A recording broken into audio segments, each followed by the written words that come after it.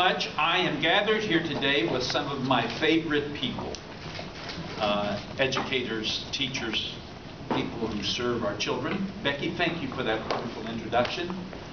Becky she didn't introduce herself, but she is the president of the Ohio Education Association. And I want to recognize Melissa Cropper. Where's Melissa? Melissa, who is the president of the Ohio Federation of Teachers. Thank you for being here, Melissa. And I absolutely want to introduce Bill Phillis. Bill is sitting in the back. There is no one, in my judgment, that has a stronger commitment to and passion for public education than Bill Phillis. And thank you for being here, Bill, and for all of your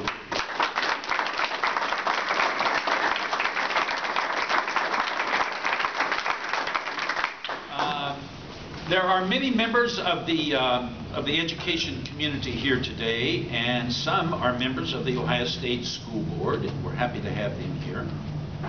So I'm pleased to stand before you with this beautiful backdrop. Aren't they all beautiful?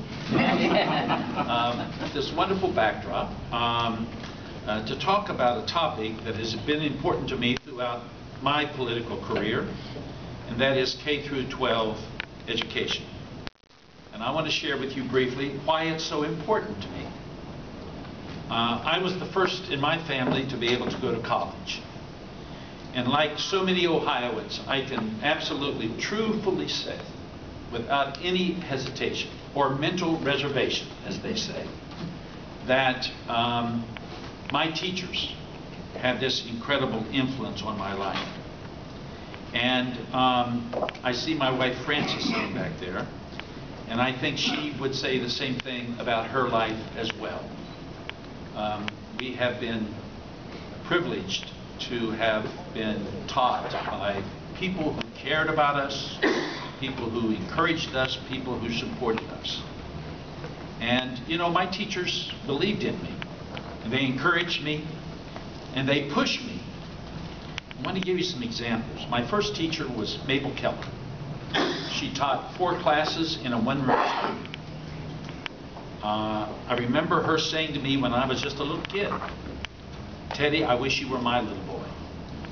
And I remember to this day the pride I felt as a young student, knowing that my teacher felt that way about me. I could tell you about Miss Joyce, who when I was in the 7th grade told me, "Strickland, you turn around and shut up or I'm gonna..." It gets worse. Or I'm going to run your little finger right through a pencil sharpener. Now, I jokingly say if I had known an attorney, I would have been a rich young man. But Roseanne Joyce, Miss Joyce, cared about me, and I knew she did. And I stuttered pretty badly in high school, and she insisted that I be in the class play. Miss Edwards, when I was a senior in high school with no thought of ever going to college, Miss Edwards took me to a little school in Kentucky, Asbury College, to visit. And on the way home, she said to me, "You know, if you want to go to college, you'll be able to. There'll be people who will help you." So I owe a lot to my teachers. Now, many of you in this room today are educators. You may be teachers, you may be custodians, you may be bus drivers, you may be administrators, but you're educators. And you know what happens in our schools every day has the ability to really change lives. For many of you, that's why you chose to be a part of this system of education, to be a part of these inspiring, life-changing places that are shaping our country's future. Now, we know the great potential that can be realized at our schools. Realizing that potential is what every parent is hoping for when they send their child off on the school bus or drop them off for that first day of class. And that is why it pains me to hear the stories come out of many of our schools lately. The stories about how the drive to privatize our schools is undermining our already underfunded public education system. The stories about how high-stakes testing is demoralizing our teachers and students and wringing out the creativity and innovation, the things that should be happening in our classrooms. And the stories about how our best and brightest teachers, many of them, are leaving the profession because they no longer want to be part of a system that has been hijacked by Washington bureaucrats and gotten so far away from the joy of teaching. Now, we cannot let these problems continue. We must fight to protect and strengthen public education in the face of deliberate and detrimental efforts to privatize our schools. Now, most Americans are not even aware of what's happening. Shadowy, sometimes out-of-state corporations are trying to divert our tax dollars away from our public schools in an effort to profit over the education of our kids. Ohio needs an unabashed champion of public education in the Senate to make sure that our traditional public schools are getting what they need to be successful and to fend off policies and decisions that undermine them. I will strongly oppose efforts to send our tax dollars to enrich out-of-state or in-state charter school operators in Ohio or anywhere else at the expense of our public schools, our students, and our teachers.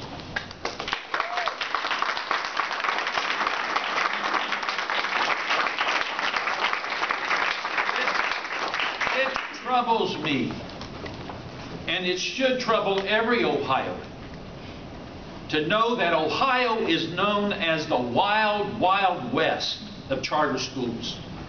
And I am appalled that the United States Department of Education recently awarded Ohio's charter $71 million in spite of the well-documented charter data rigging scandal at the Ohio Department of Education. That should never have happened.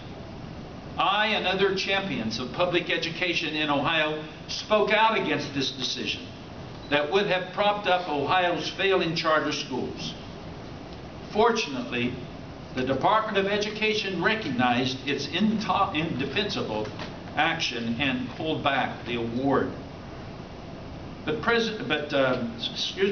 Senator Portman has taken the opposite approach. Senator Portman wrote a letter in support of sending these millions of taxpayer dollars to Ohio's failing charter schools, including private for-profit companies who want to profit off our children's education. Now, that's no surprise, because the Akron Beacon-Journal reported that Senator Portman has accepted thousands in campaign contributions from disreputable for-profit charter school operators. Senator Portman has also voted to cut funding for public schools by $780 million in order to give taxpayer-funded handouts to his rich and powerful friends. He's voted to cut the Department of Education by $115 billion, and he has supported budgets that's jeopardized over 65,000 education positions across the country. Now, I spent my life as a public servant fighting for additional funding for our public schools, all the way back to the Ohio DeRoth case, when Ohio school funding was ruled unconstitutional by our state Supreme Court. When I entered office, Ohio faced a school funding crisis. But even in the midst of a global recession, we protected resources for public schools, and we passed a constitutional system of school funding to provide adequate resources for students no matter their zip code. I believed then, and I believe now, that poverty should not be a barrier to educational opportunities.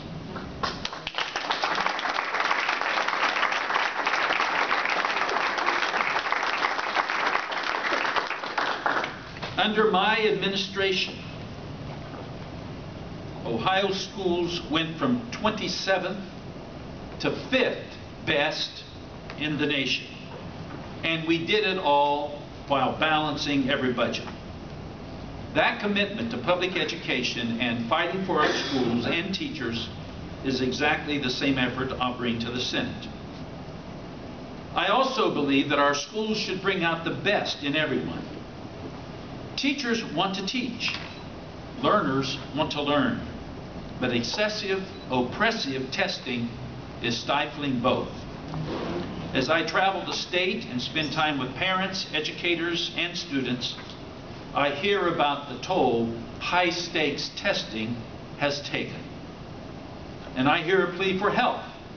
Help to get our schools out from under these over-the-top testing requirements that steal teaching time, suffocate creativity and innovation in our schools, and, quite frankly, that take the joy out of learning. I heard one educator ask out loud what so many are thinking.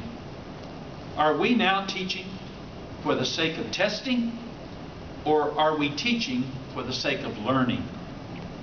I know what that answer should be, but I fear, just as they do, that testing is now calling the shots in our school systems. Educators, think of this. Educators spend up to 6 weeks of instructional time just preparing children for these high-stakes, high-pressure tests.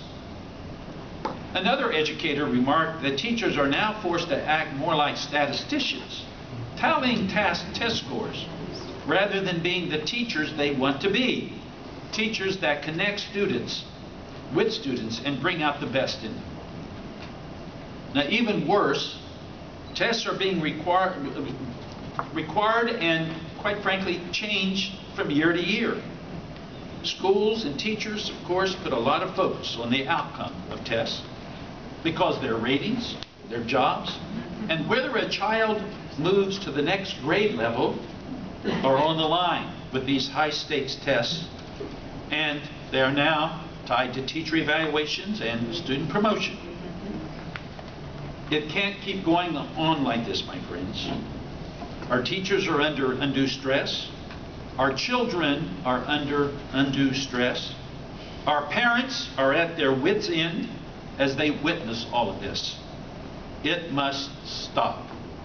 We need to reduce the reliance on one-size-fits-all high-stakes testing and instead use systems of accountability that inform and improve instruction so that schools aren't chasing test scores at the expense of real learning. We also specifically must address our underfunded schools. Now, our schools are seeing a narrowing of the curriculum offerings and making it more difficult for teachers to teach in the way that kids learn best. Children need time for physical education, for music, and for the arts. And they also want hands-on, real-world learning experiences. And these are the things that put the joy into the learning environment. As anyone who believes real learning is fun, I will strongly support and advocate for a curriculum that not only teaches the basics, but provides for creativity and innovation. Now, let me say that I also believe that educators are trained professionals, and politicians should treat them as such.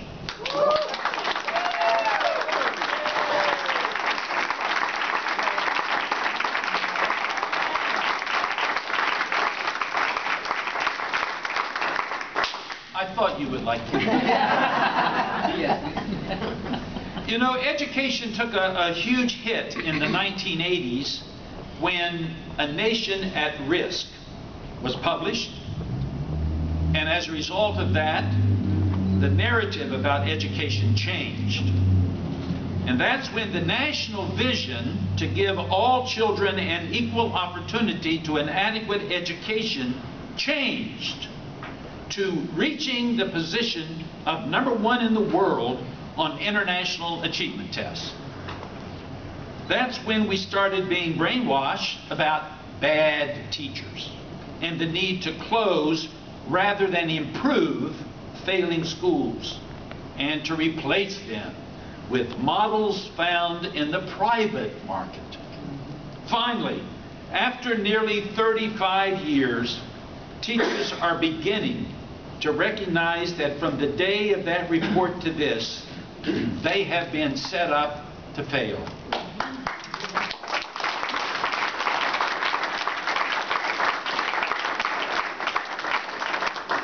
So many are leaving teaching. They are refusing to work any longer in a pressurized system that feels abusive to both teachers and students alike. Further, they are telling young people maybe you ought not to go into teaching. And this is coming from many of the best in our teaching system. Now let me say, I believe it is clear that teachers want to teach and grow in order to do the best for our kids. They want to be held accountable. But instead of being judged by high-stakes testing that changes every year and turns them into statisticians and data machines, they want a system of feedback they can learn from, a system that will improve instruction. And if we want successful educational reforms or initiatives, professionals hold the key. If education is to move forward, it must be put back in the hands of education professionals and those who work directly with our kids. Yes. Yes. I trust, say this, I trust Ohio's educators. Period. They have not only been trained, thank you. They have not only been trained at colleges and universities, but they are required to constantly continue that education and training throughout their careers. That is why I believe politicians should respect teachers and let them do their jobs. They know how to teach our kids a lot better than bureaucrats in Washington, D.C.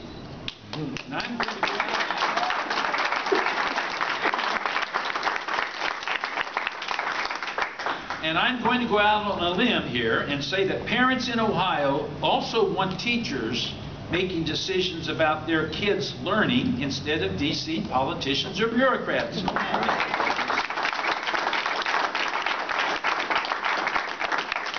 We should listen to the best educators and then let them lead the way. As a senator, I want to change the conversation from the demeaning, negative attacks on our educational professionals to a proper appreciation for these people who we are lucky enough to have in our classrooms and who have devoted themselves to seeing our children succeed. To truly give education back to educators and local leaders who know what's best for our kids, we must move away from the philosophy behind the implementation of No Child Left Behind. No Child Left Behind brought top-down, high-stakes accountability systems that undermined learning in our schools and threatened significant financial consequences if our schools did not meet rigid requirements. But there's a reason to be hopeful today. Now we have the Every Student Succeeds Act, the ESSA. With ESSA, professionals from the education community had input, and they worked to dial back the federal government's role in public education. They made sure that high-stakes tests were limited, that there were fewer punitive sanctions against schools, and fewer federal mandates for teacher evaluations. One of their top goals was to clean up the mess that a runaway accountability system had created. Now, as the White House has said, the new ESAA, quote, empowers state and local decision makers to develop their own strong systems for school improvement based upon evidence, rather than imposing cookie-cutter federal solutions like the No Child Left Behind Act did. And it reduces the often onerous burden of testing on students and teachers making sure that tests don't crowd out teaching and learning without sacrificing clear annual information that parents and educators need to make sure that our children are in fact learning. So I want to say I will work with Ohio's educators and parents to make sure this is in fact exactly what happens. As your partner in the United States Senate, I will work to ensure that ESSA is implemented in a way that allows local educators to once again have some say in what happens within their schools. And we really do have a lot to look forward to as partners in the future as we get to build on and continue to improve our public education system. I also want to thank you for being my partner and standing soldier to soldier with me in the past.